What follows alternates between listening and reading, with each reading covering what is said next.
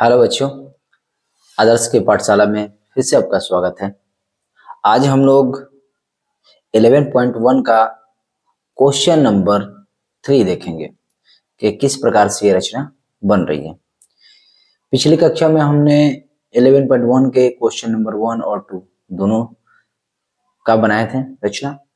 अगर आप नहीं देखे होंगे तो उसको जरूर देख लीजिए। चलिए अब हम लोग क्वेश्चन नंबर 3 देखते हैं। आज क्या दिया हुआ है क्वेश्चन नंबर 3 में कि 5 सेंटीमीटर, 6 सेंटीमीटर और 7 सेंटीमीटर भुजाओं वाले एक त्रिभुज की रचना कीजिए और फिर एक अन्य त्रिभुज की रचना कीजिए जिसकी भुजाएं दिए हुए त्रिभुज की संगत भुजाओं के 7/5 गुनी हो। यानी भुजा जो बांटना है वो कितना बांटना है, 7/5 गुनी। ठीक है।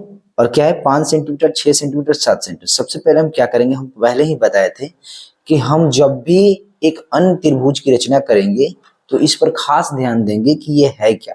हमने बताया था कि जब हमारा अंश बड़ा और हर छोटा होगा तो जो इसकी रचनाएं बनेगी वो बाहर की तरफ बनेगी।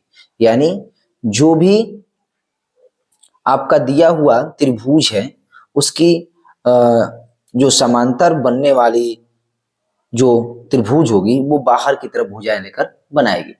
चलिए हम प्रश्न को ध्यान से समझते हैं और बनाते हैं। सबसे पहले हम क्या करेंगे कि हमारा दिया हुआ है कि 5 सेंटीमीटर, 6 सेंटीमीटर, 7 सेंटीमीटर 3 भुजाएं हैं। अब ध्यान देने वाली बात है कि कौन सा इसमें लिया जाएगा। तो इसमें लेने वाला जो इसमें आपकी भुजाएं हैं वो 7 सेंटीमीटर होगी नीचे की तरफ, क्योंकि बांटने में आपको आसानी होगी। सबसे पहले हम क्या करेंगे कि 7 सेंटीमीटर की एक लाइन खींचेंगे।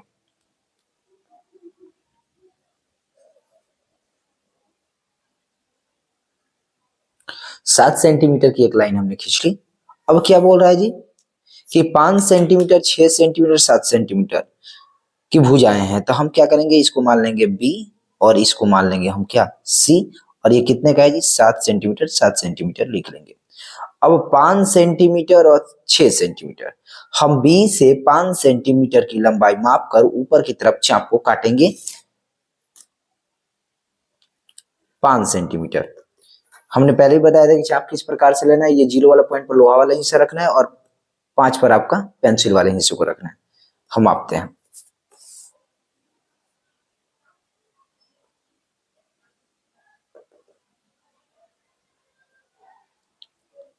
हमने 5 सेंटीमीटर का चाप ले लिया।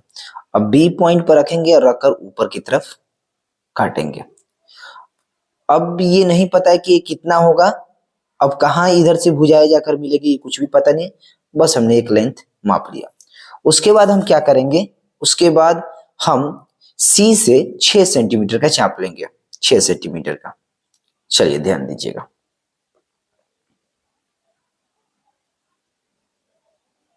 छह सेंटीमीटर का हमने चाप ले लिया। अब यहां रखकर लोहा वाला पॉइंट को और इधर हम लोग काटेंगे। ये पहले वाला पॉइंट था, ये इधर की तरफ हम काटेंगे। इसको थोड़ा सा कर देंगे कि समझ में आएगा। अब हम क्या करेंगे कि पेंसिल से मदद से ये दोनों को आपस में मिलाएंगे। जहां पर चाप कटी हुई है वहीं पर मिलाना है और लंबाई थोड़ा बड़ी रखेंगे, क्योंकि जब बाहर की तरफ से हम अन्य एक त्रिभुज की रचना करेंगे संगत भुजाओं के बराबर, तो हम बाहर की तरफ एक लंबाई को खींचेंगे। इसको ध्यान रखेंगे कि मिलाते समय कि जो भी हमारी रेखाएं हो एकदम एक्यूरेट पॉइंट पर आकर मिलनी चाहिए। अब आगे हम लोग देखेंगे इसमें कि कैसे बाहर की तरफ हम लोग संगत भुजाओं की रचना करते हैं। सबसे पहले हम क्या करेंगे कि बी पॉइंट से हम बाहर की तरफ एक न्यून कोण का निर्माण करेंगे और वो नीचे की ओर बनेगा। न्यून कोण के लिए बोले थे कि कोई भी आप चाप लेकर और क्या करेंगे, हम न्यून कोण का निर्माण करेंगे। कोई भी आप चाप ले सकते हैं, ये आपकी मर्जी है। माप भी सकते हैं और नहीं भी माप सकते हैं, ये करना भी जरूरी है और नहीं भी, आपकी मर्जी है। न्यून कोण का मतलब होता है 90 डिग्री से कम। हम क्या करेंगे कि एक लंबाई की खींच लेंगे। चलिए देखिए, ध्यान देंगे।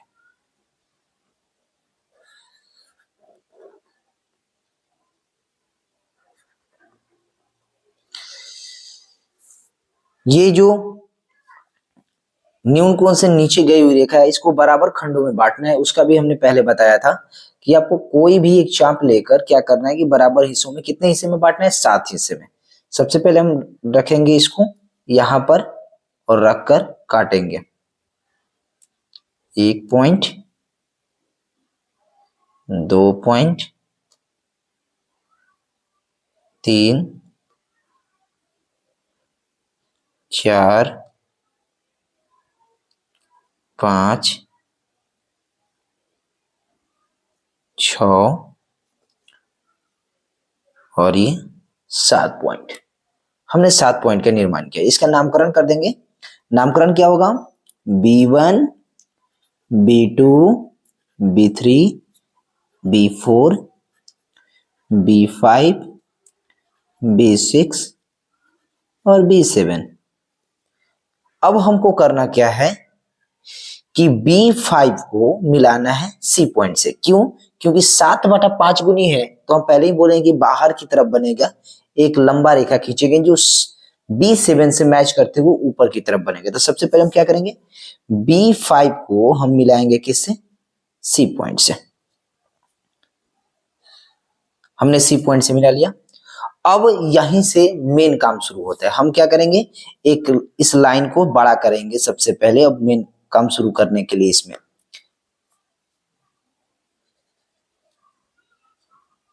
बस हमने इस लाइन को बड़ा कर लिया। अब लाइन जो बड़ा हुई है वो C डैश के नाम से जानी जाएगी, और ऊपर की तरफ जो बनेगा वो A डैश, क्योंकि ये हमारा A पॉइंट होगा और ऊपर की तरफ जो इस साइड बनेगा वो A डैश हो जाएगा।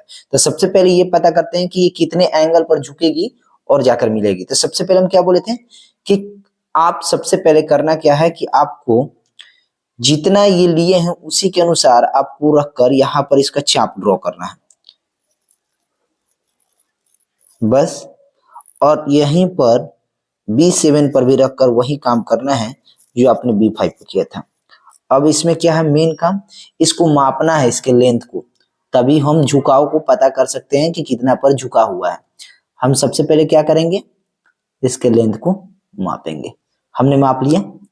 अब क्या करेंगे, यहां से रखकर इस पॉइंट को कट करेंगे जितना हमने मापा था। जो पॉइंट कटा हुआ है उसी पॉइंट से लेते हुए लाइन को ऊपर की तरफ ड्रॉ करेंगे।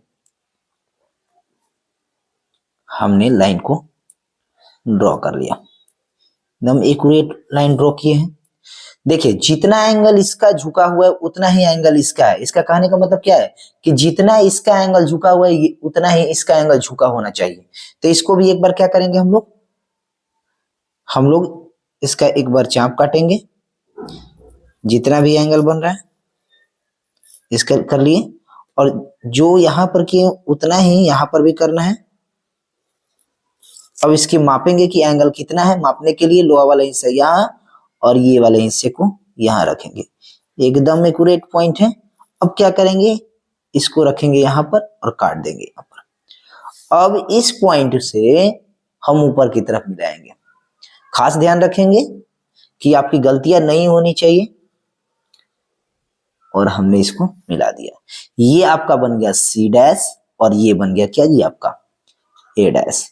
यानी हमारा जो समरूप त्रिभुज है वो बनकर तैयार हो गया। अब देखिए समरूप त्रिभुज तैयार हुआ तो क्या दो समरूप त्रिभुज हमारा बना हुआ है, वो बना हुआ है, ध्यान दीजिएगा, वो बना हुआ है ABC।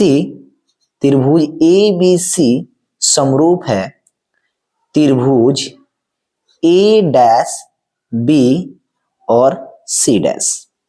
इस प्रकार हम लोग के ये रचनाएं बनकर तैयार हुई। अब चलते हम लोग नेक्स्ट प्रश्न पर।